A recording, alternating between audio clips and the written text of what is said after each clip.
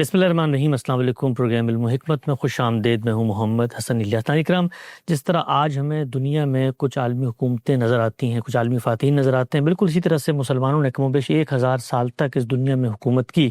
کہا جاتا ہے کہ 17ویں صدی عیسوی تک آتے آتے مسلمانوں کی جو عالمی حکومت تھی اس کا نقطۂ زوال شروع ہو گیا۔ 3 بڑی سلطنتیں، چاہے وہ عثمانیہ سلطنت ہو یا مغلیہ سلطنت ہو یا صفوی سلطنت ہو، ان کا انحطاط اور زوال شروع ہو گیا۔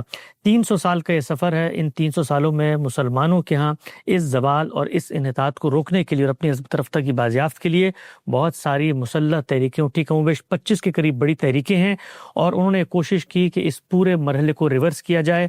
کہا جاتا ہے کہ ٹیپو سلطان میسور میں اٹھے، تحریک سید احمد شہید صوبہ سرحد اور پنجاب میں سامنے آئی، امام شامل کی تحریک ہے چیچنیا اور داغستان میں، مہدی سوڈانی سوڈان میں سامنے آئے، عبدالقادر الجزائری کی الجزائر میں تحریک اٹھی، تحریک سنوسیہ لیبیا میں اٹھی، تحریک خلافت برصغیر میں اٹھی، اخوان النجد نجد میں آئے، اخوان المسلمین نے مصر میں تبدیلی کا آغاز کیا، فلسطین میں حماس اور الفتح نے مزاحمت کی، افغان جہاد ہوا، تحریک طالبان ہے، القاعدہ ہے، داعش ہے۔ اس طرح سے چیچن مجاہدین نے روس کے اندر اپنا اقتدار حاصل کرنے کی کوشش کی، نائجیریا میں بوکو حرام ہے، الشباب، جماعت المجاہدین، جماعت الدعوہ، جیش محمد، حزب الجماعت اور انصار المجاہدین۔ اسی طرح سے الجزائر کے اندر بھی پوری کی پوری مسلح جدوجہد لڑی گئی۔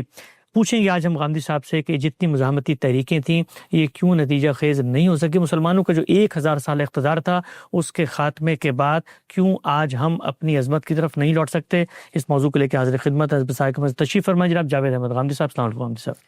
وعلیکم السلام۔ آپ سے بہت شکریہ آپ کے وقت کا۔ ہم سب سے پہلے میں ایک ابتدائی تمہیدی سوال آپ سے پوچھنا چاہتا ہوں، پھر ہم اصل موضوع کی طرف بڑھیں گے۔ یہ بتائیے گا، یہ جو 1000 سالہ ہمارا اقتدار تھا، آپ نے بھی کچھ اشارات میں اس کو لکھا ہے کہ یوحنا عارف کا ایک مکاشفہ بھی تھا، مسلمانوں کی الہامی روایت میں بھی کچھ آثار ملتے ہیں کہ یہی اقتدار تھا جو 1000 سالوں میں ملنا تھا، اس کے بعد اس کا خاتمہ ہونا تھا۔ یہ اقتدار ملا کیسے، اور اس کا خاتمہ کیا کسی متعین قانون کے تحت ہوا ہے، یا دنیا میں جس طرح سے سلطنتیں آتی ہیں ان کا خاتمہ ہو جاتا ہے، وہی معاملہ یہاں ہوا؟ مجھے یاد ہے میں نے اس سے پہلے بھی اس موضوع پر گفتگو کرتے ہوئے عرض کیا تھا کہ اللہ تعالیٰ نے انبیاء علیہم السلام کے ذریعے سے انسان کی جس ہدایت کا اہتمام کیا ہے، بالعموم لوگوں نے اس کو قبول نہیں کیا۔ جی، سیدنا نوح علیہ السلام کا واقعہ انسانیت کے لحاظ سے دیکھیے تو بڑا دردانگیز واقعہ ہے۔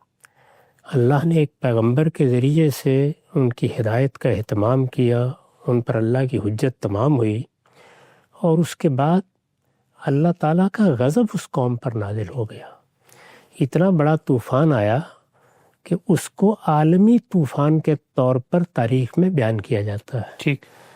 اس کے معنی یہ تھے کہ اس وقت جتنی کچھ بھی متمدن دنیا تھی، یا اس زمانے کی دنیا کہہ لیجئے، اگر متمدن کا لفظ موضوع نہ ہو، وہ سب تباہ کر دی گئی۔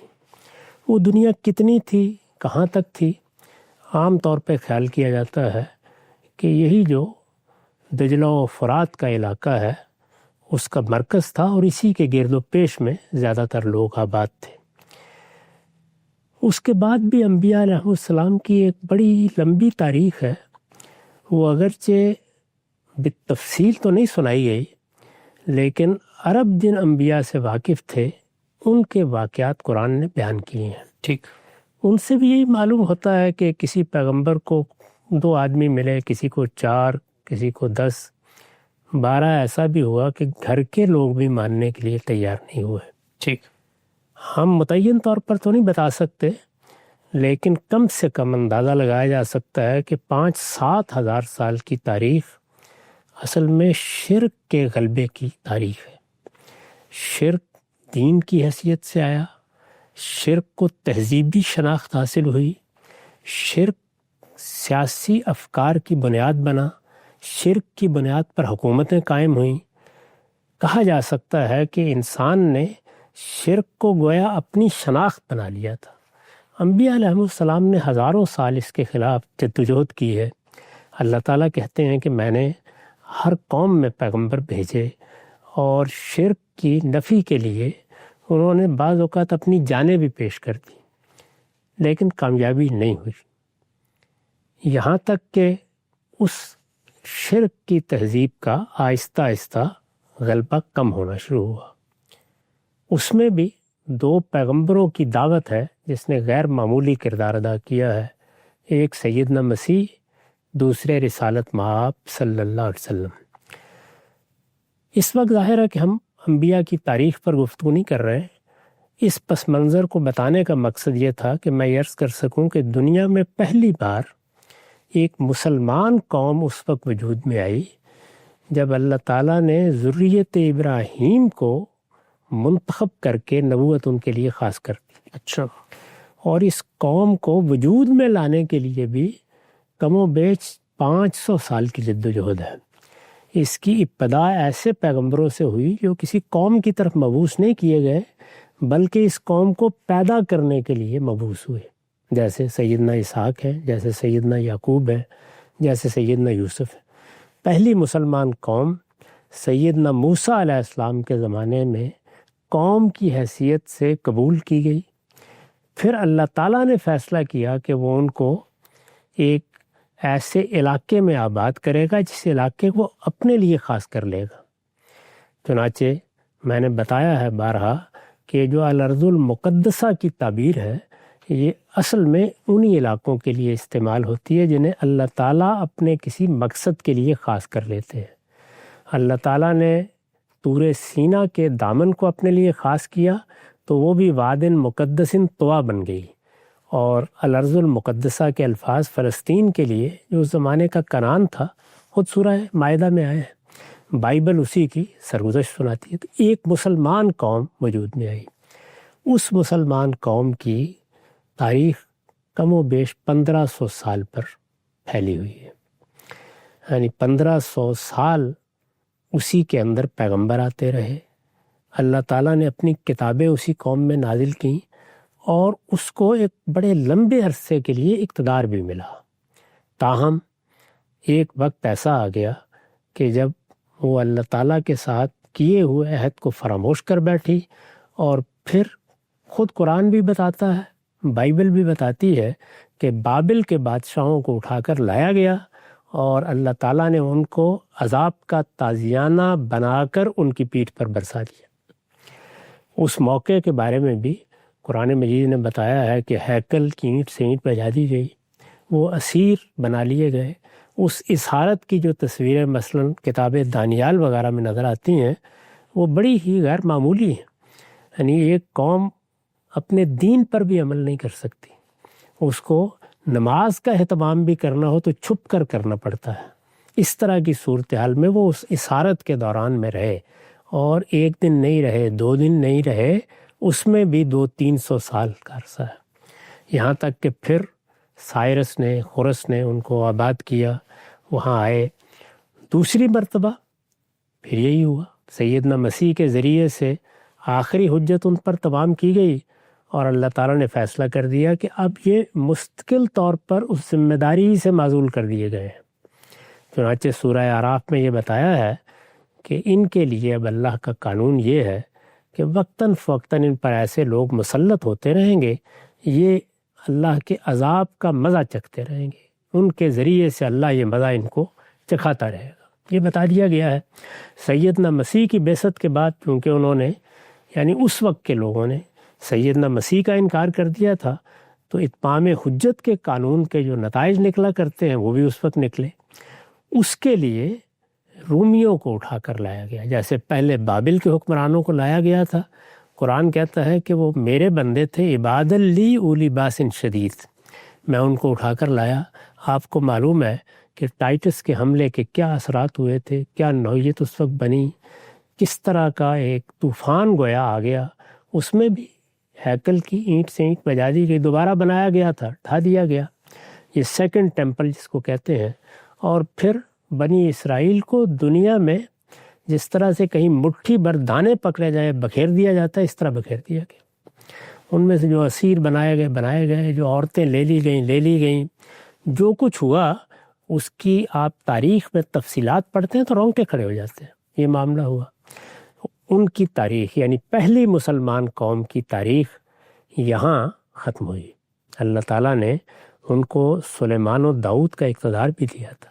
سلیمان و داؤد کے اقتدار کی تفصیلات پڑھنے سے معلوم ہوتا ہے کہ نفسی علوم بھی اپنے منتہائے کمال پر تھے، اور پیغمبروں کی حیثیت سے وہ خود بہت سے معجزات سے بھی سرفراز ہوئے تھے۔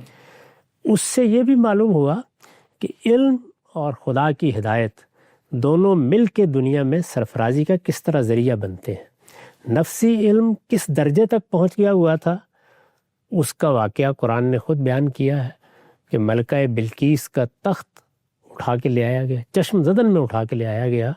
آج کے زمانے میں ہم سائنس کے کمالات پڑھتے ہیں اور محو حیرت ہو جاتے ہیں، یہ بھی کوئی معمولی کمال نہیں ہے۔ اس کے بارے میں قرآن نے خبر دی کہ اس شخص نے اس کو اٹھا کر 1500 میل ہے کم و بیش فاصلہ وہاں پہنچایا، الذی عندہ علم من الکتاب، جس کے پاس قانون خداوندی کا ایک علم تھا۔ خود سیدنا سلیمان، سیدنا داؤد کو جو معجزات دیے گئے وہ بھی بڑے غیر معمولی ہیں۔ آخر پہلی مرتبہ انسانی تاریخ میں یہ ہوا کہ ایک بڑی سلطنت قائم ہے، اس میں ایک طرف رفاعیت کا یہ عالم ہے کہ سرہم ممرد من قواریر بنائے جا رہے ہیں۔ ہیکل سلیمانی اس وقت کی دنیا کی ایک حیرت انگیز عمارت کے طور پر تعمیر کیا گیا، اور یہی نہیں ہے، اس کے ساتھ پرندے باتیں کر رہے ہیں، جنات تعمیرات میں شامل ہیں۔ اس طرح کی سلطنت ان کو ملی، یہ پہلی مسلمان قوم ہے۔ ظاہر ہے اس نے، ہم تو صرف بعض اوقات اس کی خرابیاں بیان کرتے ہیں، ایک لمبے عرصے تک دنیا میں خدا کے دین کی شہادت دی ہے، اور دنیا میں دین کی شہادت کے لیے بڑی قربانیاں دی ہیں۔ اس کے یہ مثبت پہلو بھی بہت غیر معمولی ہیں، اس سے بھی لوگوں کو واقف ہونا چاہیے۔ میں یہ عرض کر رہا تھا کہ یہ پہلا دور تھا، وہ جب اس منصب سے معزول کر دیے گئے تو پھر اللہ تعالیٰ نے کم و بیش 500-550 سال کے بعد بنی اسماعیل کو اس منصب پر فائز کرنے کا فیصلہ کیا۔ یہ آپ جانتے ہیں کہ بنی اسماعیل رسالت مآب صلی اللہ علیہ وسلم کی قوم ہے۔ سیدنا اسماعیل کے بعد ان میں کوئی نبوت نہیں آئی، ابتدا وہاں پر بھی ایک پیغمبر نے کی۔ یہ معلوم ہے کہ جب ان کو آباد کیا گیا تو وہاں جو پہلے سے قبائل آباد تھے انہی میں ان کی شادی ہوئی، تو اس طریقے سے گویا سحری تعلق قائم ہو گیا اور یہ ایک قوم بن گئے۔ نسبی تعلق سے وہ بنی اسماعیل تھے، سحری تعلق سے وہ بنی قحطان تھے، یعنی گویا یوں سمجھ لیجئے کہ ایک قوم عرب میں ایسی وجود میں آ گئی جو اب سیدنا اسماعیل کی یا تو دعوت کو رد کر دیتی یا قبول کر لیتی۔ اللہ نے اس کو شرف بخشا، وہ پوری کی پوری قوم، جتنے بھی قبائل تھے اس وقت، سب مسلمان ہو گئے۔ ٹھیک، سیدنا اسماعیل کی دعوت کو انہوں نے قبول کر لیا، چنانچہ اس کے باوصف کہ انہیں رسول بنا کر بھیجا گیا تھا، کوئی عذاب نہیں آیا۔ اللہ تعالیٰ نے ان کو موقع دیا کہ وہ اس کے گھر کی خدمت کریں، وہ گھر کی خدمت صدیوں تک کرتے رہے۔ ٹھیک، یعنی جو تاریخ ہمیں معلوم ہے، اگرچہ کم معلومات ہیں لیکن جو کچھ بھی معلوم ہے اس سے یہ اندازہ ہوتا ہے کہ رسول اللہ کی بعثت سے 300-350 سال پہلے وہاں شرک آنا شروع ہوا ہے، ورنہ توحید کا مرکزی رہا بیت اللہ۔ وہ اس کے متولی تھے، اس کے مناسک حج انہوں نے محفوظ کیے تھے، نمازیں پڑھتے تھے، وہ ایک مسلمان قوم کی حیثیت سے اپنی ذمہ داریاں انجام دیتے رہے، یہاں تک کہ اللہ تعالیٰ نے پھر آخری بعثت کے لیے فیصلہ کیا کہ محمد صلی اللہ علیہ وسلم کو اللہ اپنا رسول بنائیں گے، اللہ اپنے نبی کی حیثیت سے بھیجیں گے۔ چنانچہ آپ کی بعثت ہو گئی۔ آپ کی بعثت کے بعد بھی دونوں امکانات تھے، جیسے سیدنا اسماعیل کی بعثت کے موقع پر تھے، جن لوگوں کو آپ نے دعوت دی وہ بنی اسماعیل ہیں، ان میں سے خاص طور پر قریش، جن کو ہم ان کے عقیدے کے لحاظ سے مشرکین عرب بھی کہہ لیتے ہیں، ان کو دعوت دیں۔ وہ قبول بھی کر سکتے تھے، رد بھی کر سکتے تھے، انہوں نے قبول کر لیا، اور جب انہوں نے قبول کیا تو قرآن نے اس کی تصویر کھینچی ہے، یعنی وقت لگا اس میں جنگیں بھی پیش آئیں، بہت سے نشیب و فراز بھی گزرے، لیکن ایک وقت ایسا آ گیا کہ چشم فلک نے یہ منظر دیکھا، یدخلون فی دین اللہ افواجا، وہ اللہ کے دین میں فوج در فوج داخل ہو گئے۔ کہا جا سکتا ہے کہ پوری کی پوری قوم چند لوگوں کو چھوڑ کر مسلمان ہو گئی۔ اس طرح جزیرہ نما عرب سے دوسری مرتبہ ایک مسلمان قوم کی ابتدا ہوئی۔ یہ جزیرہ نما عرب ہے جس کو اب اللہ تعالیٰ نے فلسطین کی جگہ وہی حیثیت بھی دے دی۔ یہ بتا دیا گیا کہ اب اس خطے کا ہم نے انتخاب کر لیا ہے، یہی خطہ اب اللہ تعالیٰ کی توحید کے مرکز کی حیثیت رکھے گا۔ اللہ کا حرم یہاں صدیوں سے موجود ہے، اس حرم کی طرف لوگوں کو آنے کی دعوت دی جائے گی، اور یہ مسلمان قوم ہے، اس نے رسول اللہ پر ایمان قبول کیا ہے، جو اب قیامت تک کے لیے شہادت کے منصب پر فائز کی۔ یہ دوسرا دور شروع ہوا ہے۔ یہ دوسرا دور شروع ہوا۔ اس سے پہلے بنی اسرائیل اس منصب پر فائز تھے، اب یہ ہو گئے۔ یہ بات بھی ابتدا ہی میں واضح کر دی گئی تھی کہ ابراہیم علیہ السلام کو ہم نے ان کی قربانیوں، ان کے ایثار اور ان کے اخلاص کے صلے میں اب دنیا کی امامت اور پیشوائی کے لیے منتخب کر لیا ہے۔ انی جاعلک للناس اماما، وہ امامت ہے جس کا ظہور اس طریقے سے ہوا، یعنی اللہ تعالیٰ نے ان کی ذریت میں برکت دی۔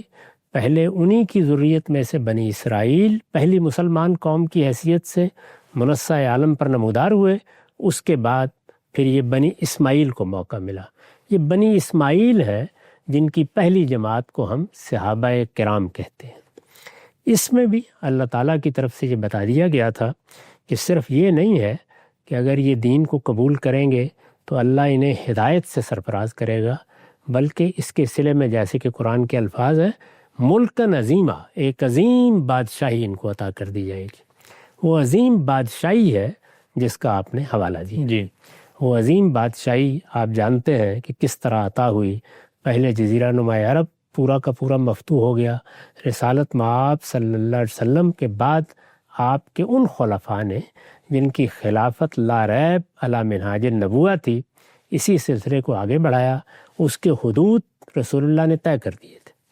یعنی جس طریقے سے ہم بائبل میں دیکھتے ہیں کہ بنی اسماعیل سے پہلے بنی اسرائیل کے لیے بھی سلطنت کے حدود طے کیے گئے تھے۔ یہ آپ نے پڑھا ہوگا بائبل میں، اس میں بتا دیا گیا ہے کہ یہ صرف فلسطین تک محدود نہیں رہے گی۔ فلسطین میں تو کسی دوسرے کے لیے رہنے کا ہی کوئی امکان نہیں ہے، لیکن اس کے گرد و پیش کی جتنی بھی ریاستیں ہیں وہ سب کی سب فتح کر لی جائیں گی اور ان پر اقتدار قائم ہوگا۔ وہی علاقہ ہے جس کو اب بھی گریٹر اسرائیل کے خواب میں بیان کیا جائے، میراث کا علاقہ، ان کی میراث کا علاقہ ہے، وہ اس کو اس طرح تعبیر کرتے ہیں۔ تو بنی اسماعیل کے بارے میں بھی بالکل ایسے ہی کیا گیا، یعنی اللہ تعالیٰ نے متعین کر دیا، اور یہ تعین رسالت مآب صلی اللہ علیہ وسلم نے ان علاقوں کو دعوت کے خطوط لکھ کر دی۔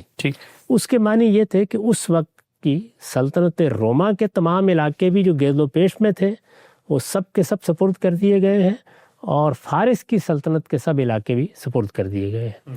اس سے مقصد یہ تھا کہ جزیرہ نما عرب کو بھی اسی طرح محفوظ کر دیا جائے جس طرح اس سے پہلے اللہ تعالیٰ نے فلسطین کو محفوظ کرنے کا اہتمام کیا تھا۔ ہماری آج کی دنیا میں یہ سمجھنا لوگوں کے لیے ذرا مشکل ہوتا ہے، اس میں قومی ریاستیں وجود میں آ گئی ہیں، کچھ بین الاقوامی قانون کی حفاظت حاصل ہے، بڑی طاقتوں نے بھی اس کی ضمانت دے رکھی ہوئی ہے کہ لوگوں کی سرحدوں کو پامال نہ کیا جائے، لیکن یہ اس زمانے کی میں بات کر رہا ہوں جب یہ سب نہیں تھا۔ اس وقت تو جس کے پاس طاقت تھی اس کو اپنی سرحدیں وسیع کرنا ہی ہوتی تھی، فاتحین اٹھتے رہتے تھے اور وہ علاقوں کو فتح کرتے تھے۔ اس زمانے میں اس طرح کی قومی ریاستیں نہیں تھیں، فتوحات ہی ریاستوں کی سرحدیں طے کرتی تھی۔ اس لیے ناگزیر تھا پہلے مرحلے میں بھی اور دوسرے مرحلے میں بھی کہ اللہ تعالیٰ اس علاقے کو محفوظ کرنے کے لیے ان جگہوں کی بھی نشاندہی کر دیں جن کو ہر حال میں مغلوب ہونا چاہیے۔ یہ جو سیدنا سلیمان کا ہم خط پڑھتے ہیں، انہوں نے ملکہ بلقیس کو لکھا، اس کی وجہ بھی یہ ہے کہ ان کی سلطنت میں جزیرہ نما عرب شامل تھا، تو یمن کے بارے میں ان کو اطلاع دی گئی۔ وہ متصل سرحد کے ساتھ ہے، ان کے لحاظ سے اگر آپ دیکھیں تو ان کی سرحد پر 1400-1500 میل کے فاصلے پر ایک ایسا ملک تھا جس کے بارے میں انہیں بتایا گیا کہ وہاں تو ابھی وہی صورتحال ہے، تو انہوں نے اس کو بھی فتح کر لیا۔ یہی معاملہ صحابہ کرام نے کیا۔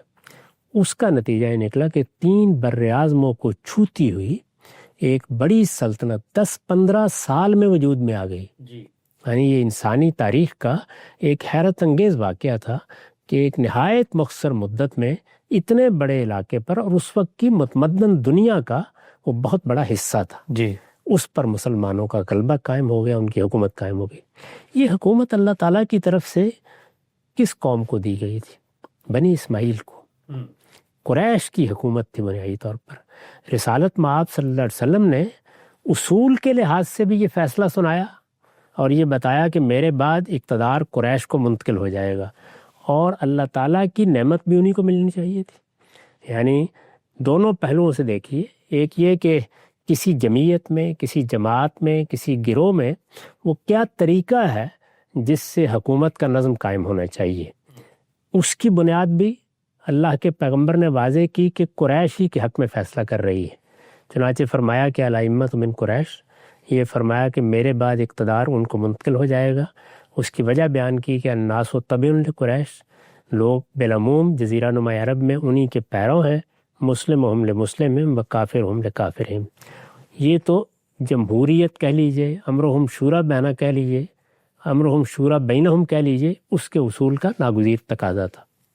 لیکن اس کے ساتھ اللہ تعالیٰ کی طرف سے ایمان کے صلے میں جو نعمت ملی وہ بھی قریشی کو ملی، یعنی انہی کے بارے میں اللہ تعالیٰ نے یہ فیصلہ فرمایا۔ چنانچہ ہم روایتوں میں دیکھتے ہیں کہ رسول اللہ نے بتایا کہ انہی میں رہے گی ما اقام الصلاۃ ما اقام الدین، جب تک یہ دین کی پیروی کرتے رہیں گے، دین پر عمل پیرا رہیں گے، جب تک ان کے ہاں نماز ان کی شناخت بنی رہے گی۔ یہ معلوم ہے، قرآن سے بھی واضح ہے کہ نماز کا اہتمام، خاص طور پر ریاست کی سطح پر نماز کا اہتمام، وہ اصل میں اللہ تعالیٰ کے ہاں اس بات کی علامت ہے کہ قوم عہد پر قائم ہے۔ تو یہ دونوں تعبیریں روایتوں میں حضور نے اختیار فرمائی ہے، ما اقام الدین بھی اور ما اقام الصلاۃ بھی۔ اس میں یہ بھی بتا دیا گیا ہے کہ ان کے اس اقتدار کو اگر کسی نے چیلنج کرنے کی کوشش کی تو اللہ اس کو منہ کے بل گرا دے گا۔ اچھا، چنانچہ ہم یہ دیکھتے ہیں کہ کم و بیش 500-550 سال تک اقتدار انہی کے پاس رہا ہے، یعنی جب تک یہ معلوم ہے کہ ہسپانیہ میں اس کا خاتمہ نہیں ہوا، ادھر ہلاکو نے بغداد کی اینٹ سے اینٹ نہیں بجائی، اس وقت تک اقتدار کسی نہ کسی صورت میں انہی کے پاس رہا۔ لیکن اقتدار ہو یا قومی عروج ہو یا کوئی بھی چیز ہو، اللہ تعالیٰ کے ہاں ایک سنت کار فرما ہے، اور وہ سنت یہ ہے کہ چیزیں عروج کی طرف بڑھتی ہیں، اپنے منتہائے کمال کو پہنچتی ہیں، پھر ان میں اضمحلال پیدا ہوتا ہے۔ بالکل ایسے ہی جیسے ہم انسان ہیں، یعنی پیدا ہوتے ہیں بچپن میں کونپل کی طرح، ایسے لگتا ہے پھوٹے ہیں۔ اللہ تعالیٰ نے بھی یہی تعبیر اختیار کی، انبتکم من الارض نباتا، پھر ایک شجر سایہ دار بن جاتے ہیں، ایک تناور درخت کی صورت اختیار کر لیتے ہیں، آہستہ آہستہ مرجھانا شروع ہو جاتے ہیں۔ تو انسان کا معاملہ بھی یہی ہے، وہ بڑھاپے کی عمر کو پہنچتا ہے تو صاف واضح ہو جاتا ہے کہ اب قوا مزمل ہو رہے ہیں، اب اس طریقے سے ذمہ داریاں انجام دینا ممکن نہیں ہے، اور پھر آہستہ آہستہ وہ موت کے حوالے ہوتا ہے۔ قوموں کے ساتھ بھی اللہ کا یہی قانون ہے، اس کو بیان بھی فرمایا ہے کہ یہ نہیں ہے کہ ہم نے کسی قوم کو اگر عروج دے دیا ہے تو قیامت تک کے لیے فیصلہ ہو گیا، اور کسی پر زوال آ گیا ہے تو کوئی امکان ہی نہیں رہا کہ وہ اٹھ سکے۔ اللہ تعالیٰ کے اس قانون کو قرآن نے اس طرح بیان کیا کہ تلک الایام نداولھا بین الناس، یعنی ہم یہ معاملہ لوگوں کے درمیان گردش دیتے رہتے ہیں۔ اسی طرح سے ایک قوم آتی ہے، وہ دنیا کے نقشے میں ایک تبدیلی پیدا کرتی ہے، کھڑی ہوتی ہے، عروج کو پہنچتی ہے، اس کے بعد رخصت ہو جاتی ہے۔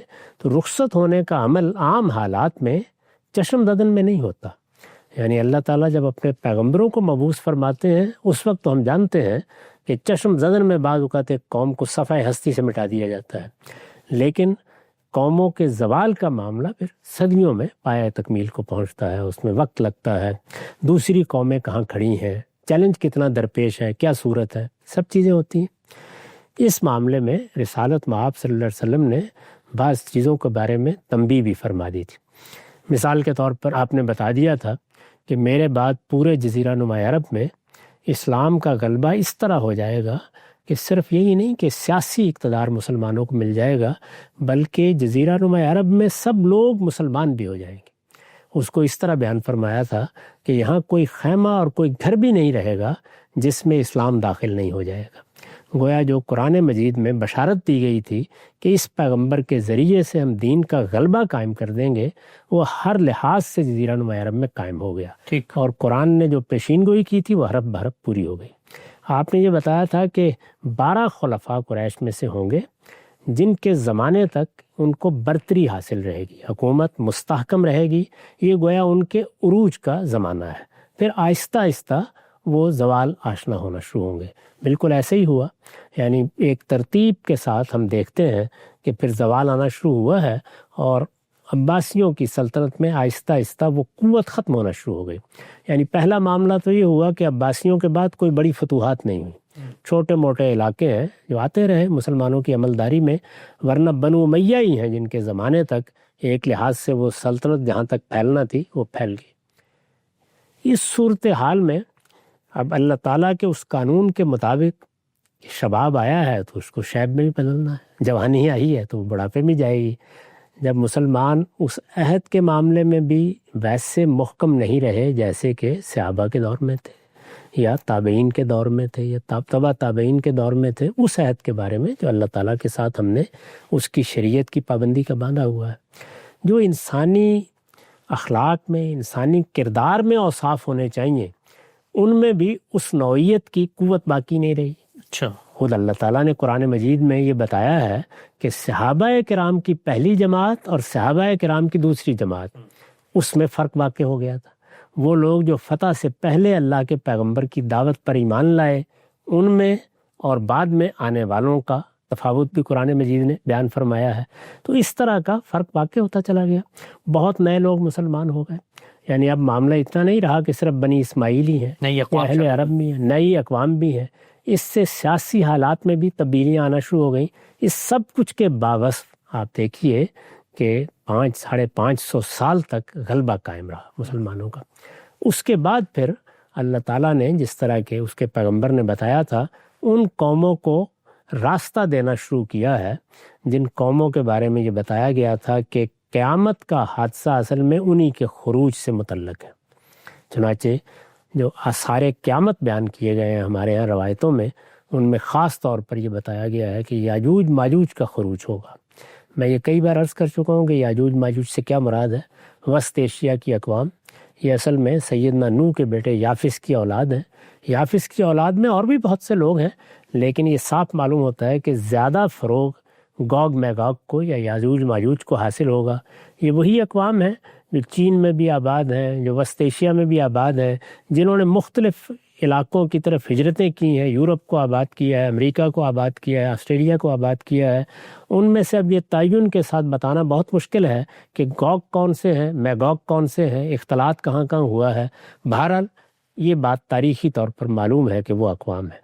یہ اقوام ہیں جن کا پھر پہلا ریلا اٹھا ہے، یعنی یوں سمجھیے کہ وہ جو روایتوں میں آتا ہے کہ میں نے یہ دیکھا ہے، ایک رویا کو بیان کیا حضور نے، میں نے یہ دیکھا ہے کہ یاجوج ماجوج کی جو دیوار بنائی گئی ہے اس میں سوراخ ہو گیا ہے، بیان کیا ہے نا اس کو۔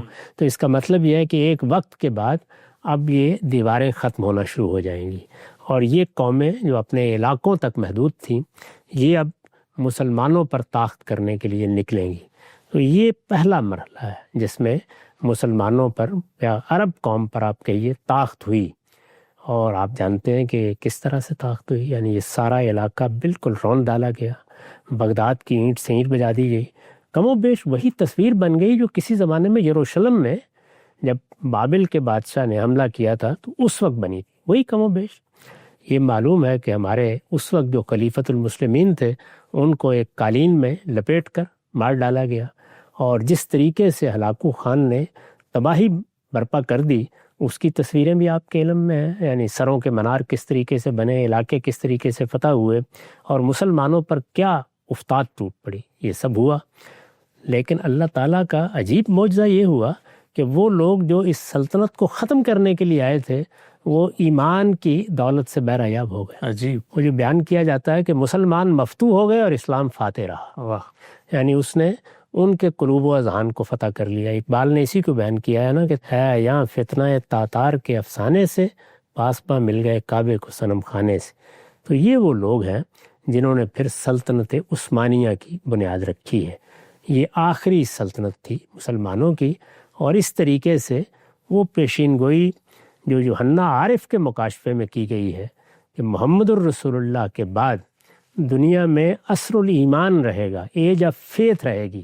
یہ ویلڈورا کی تعبیر ہے جو اس نے سٹوری آف سیویلائزیشن میں اختیار کی ہے۔ ایج آف فیتھ کم و بیش 1000 سال رہے گی، اس میں یہی الفاظ ہیں۔ یہ 1000 سال آپ جانتے ہیں کہ 17ویں صدی کی ابتدا میں پورے ہو گئے، اور اس کے بعد زوال شروع ہو گیا۔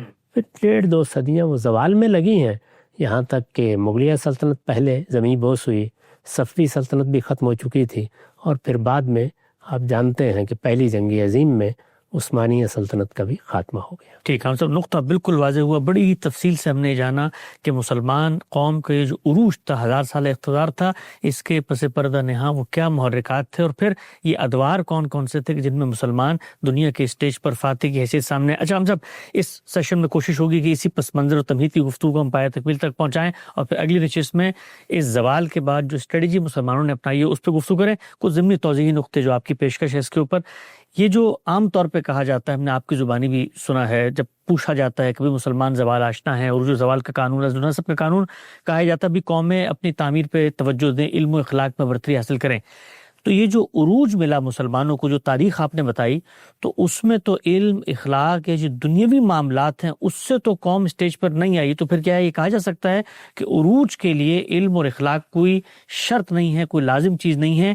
البتہ جب عروج مل جائے تو اس کو، اس کی بقا کے لیے، اس کو قائم رکھنے کے لیے آپ کو علم و اخلاق میں مستحکم ہونا پڑتا ہے، لیکن قوم دنیا کی اسٹیج پر اس کوئی باقاعدہ قانون کے ذریعے نہیں آتی۔ دیکھیے، قوموں کے معاملے میں جو عروج و زوال کے قوانین ہیں ان میں تو قوموں ہی کا تجزیہ کیا جائے گا۔ چنانچہ آپ کے علم میں ہے کہ ٹائن بی نے اپنی اسٹڈی آف ہسٹری میں 25-26 تہذیبوں کا مطالعہ کیا ہے، جی، یعنی قومیں کیسے دنیا کی اسٹیج پر آتی ہیں، ان میں کیا عوامل کام کرتے ہیں، وہ ایک بالکل الگ موضوع ہے۔ یہاں قوم کے اس طرح عروج پر آنے کا معاملہ ہوا ہی نہیں ہے۔ یہاں تو اللہ تعالیٰ نے ایک پیغمبر کی بعثت کی، اس پیغمبر کی دعوت پر ایک قوم ایمان لائی، اور اس کے بعد خود اس کائنات کے پروردگار نے اپنے فیصلے کا نفاذ کر دیا۔ اس میں کوئی شبہ نہیں کہ یہاں پر بھی ایک قوم کے اندر کیا اوصاف ہیں، کیا خصائص ہیں، وہ کس طرح دنیا کے اسٹیج پر اپنا کردار ادا کر سکتی ہے، وہ دونوں چیزیں آپ کو نظر آتی ہیں۔ علم کا مطلب کیا ہے؟ وہ علم جو دوسروں پر آپ کو برتر کر سکے، یعنی ایک علم تو وہ ہے جو اپنی سہولتوں کے لیے اختیار کرتے ہیں، ایک علم وہ ہے کہ جو دوسروں کے لیے برتری کا باعث بنتا ہے۔ تو اس زمانے میں جو کچھ جنگ و جدال کے معاملات تھے، جس طریقے سے تلواریں بنتی تھیں، نیزے چلائے جاتے تھے، جو مہارتیں ہوتی تھیں، وہ عرب میں کوئی کم نہیں تھی۔ اہل عرب ظاہر ہے وہی ایمان لائے سب سے پہلے۔ دوسری چیز ہے اخلاق، کردار، سیرت، علم کی سچی طلب۔ یہ معلوم ہے کہ صحابہ، تابعین، تبع تابعین، وہ اس معاملے میں دنیا کی ممتاز ترین قوم ہوئے۔ کبھی محض علوم پر گفتگو کی ہے تو دیکھیے کہ انہوں نے پہلے 100 سال میں کتنے علوم کی بنیادیں رکھ دی۔ علم کا معاملہ بھی ہے نہیں، اخلاقی لحاظ سے بھی وہ ہمارا بہترین زمانہ ہے۔ خود رسالت مآب نے فرمایا کہ خیر القرون کرنی ثم الذین یلونہم ثم الذین یلونہم۔ تو پہلے 300 سال تو ہر لحاظ سے آپ کے ہاں عروج کے ہی سال ہیں، یعنی ان 300 سالوں میں دین بھی، دینی صداقت بھی، دین سے تعلق بھی، دین کا اہتمام بھی، شریعت سے لوگوں کی وابستگی بھی، دینی علوم میں تحقیق بھی، دنیا کے معاملات کو اس نظر سے دیکھنے کا داعیہ بھی جس سے ایک صاحب علم کو دیکھنا چاہیے، سب کچھ آپ کو بہت کمال پر نظر آتا ہے۔ یعنی ہمارے تمام علوم جتنے ہیں، خواہ وہ زبان سے متعلق ہے، قرآن کے فہم سے متعلق ہے، اسی طرح سے اس وقت کی دنیا کی ضرورتوں سے متعلق ہے۔ اس زمانے میں شہر آباد کیے ہیں مسلمانوں نے، اس میں ایک تمدن کو وجود بخشا ہے، اس میں اگر آپ صرف ہسپانیہ کی تاریخ پڑھ لیں تو حیرت ہوتی ہے۔ تو یہ سارے معاملات ہوئے، یعنی یہ نہیں ہے کہ اس میں وہ اسباب جو اللہ تعالیٰ پیدا کرتے ہیں وہ کار فرما نہیں تھے، تاہم جس پیمانے پر ان کا ظہور ہوا اور جو اس کے نتائج نکلے، اس میں اللہ کی نصرت اور اللہ کے فیصلے کا بڑا غیر معمولی دخل ہے۔ اس نے خود بتایا ہے قرآن مجید میں کہ میں نے علم بھی دے دیا ہے، حکم بھی دے دیا ہے، نبوت بھی دے دی ہے، وہ ملک عظیم، اور ایک عظیم بادشاہی بھی دے دی۔ ملک کا بالکل واضح ہوا۔ اچھا، ہم سب آخری سوال اس پوری کی پوری پیشکش پر، ایک دینی تصور، ایک الہام کو ماننے والا بندہ مومن اس پس منظر میں کھڑے ہو کے تاریخ کا مطالعہ کرتا ہے تو اس کو خدا تعالیٰ کے ان تکوینی قوانین اور غیر معمولی مداخلت کا بھی ایک طرح سے مشاہدہ ہوتا ہوا نظر آتا ہے۔ لیکن آپ اگر تاریخ کے ایک غیر جانبدار مورخ کے طور پہ دیکھیں تو دنیا کے اندر مختلف اقوام اٹھتی ہیں، اس طریقے سے غلبہ پاتی ہیں، سکندر وہاں سے اٹھا کرتے کرتے کہاں تک آ گیا. تو ہم یہ دیکھتے ہیں کہ مستشرقین جب مطالعہ کرتے ہیں اس پوری کی پوری مسلمانوں کی تاریخ کا، تو وہ تو اس میں کے اندر سے یہ جو الہامی نقطہ نظر ہے کہ اس میں خدا کے ذریعے سے کچھ کام ہوا، اس کو نکال کر بھی پیش کرنے میں کامیاب ہو جاتے ہیں، اس لیے کہ دنیا کے اندر ایسی مثالیں ہیں کہ ایک قوم ہے ایک جگہ سے اٹھی اور کرتے کرتے پورے عالم پر چھا گئی. اس میں کوئی شک نہیں، دنیاوی عوامل نے اپنا کام کیا ہے. میں نے تو ابھی آپ کو خود بتایا کہ وہ ساری چیزیں جو قوموں کے عروج میں عامل کی حیثیت رکھتی ہیں، اگر کوئی شخص غیر جانبدارانہ نظر سے مطالعہ کیے تو وہ سب بھی آپ کو نظر آ جائیں گی. لیکن رسالت مآب صلی اللہ علیہ وسلم کی بعثت کے نتیجے میں جو اللہ کا فیصلہ ہے وہ غیر معمولی نتائج بھی پیدا کر رہا ہے. ظاہر ہے غیر معمولی معاملات کو آسانی سے گرفت میں لینا ممکن نہیں ہوتا، لیکن یہ کہ قرآن مجید نے ہم کو بتایا کہ ہوا کیا ہے، یہ بتایا اللہ کا فیصلہ کیا ہے، یہ بتایا کہ ہم نے کیوں اس خطے کا انتخاب کیا ہے، یہ بتایا کہ اس کے گرد و پیش کے علاقوں کے بارے میں کیا پالیسی ہونی چاہیے. تو اللہ تعالیٰ کی ایک پوری اسکیم ہے جو مسلمان قوموں کے لیے، یعنی وہ مسلمان قومیں جو پہلی مرتبہ منتخب ہو کر شہادت کے منصب پر فائز کی گئی ہیں، ان کے لیے بائبل میں بھی بیان ہوئی ہے اور قرآن میں بھی بیان ہوئی ہے.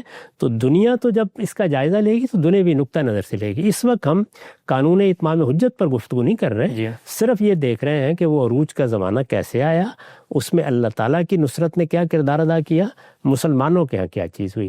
3 صدیاں جو پہلی 3 صدیاں ہیں اس میں مسلمانوں کا عروج آخری درجے میں پہنچا ہے. یعنی علم کے لحاظ سے بھی، مسلمانوں نے جو تمدن پیدا کیا اس کے لحاظ سے بھی، اور ان کی بادشاہی کے لحاظ سے بھی. ان 3 صدیوں میں وہ سارے عوامل بھی آپ کو نظر آ جائیں گے جو کسی قوم کے عروج میں بالعموم ہم جب تجزیہ کرتے ہیں تو کار فرما ہونے چاہیے. نقطہ بالکل واضح ہو گیا. مسلمانوں کا 1000 سالہ اقتدار، اس کا خاتمہ اور پھر اس کی یافت میں اٹھنے والی عظمت رفتہ کی تحریکیں اور مسلح جدوجہدیں کیوں ناکام ہوئی. پس منظر کی گفتگو آج ہم نے کی ہے، سلسلہ گفتگو کو آگے بڑھائیں گے. وقت یہاں پہ ختم ہوتا ہے، دوبارہ حاضر خدمت ہوں گے. اب تک آپ کا بہت شکریہ.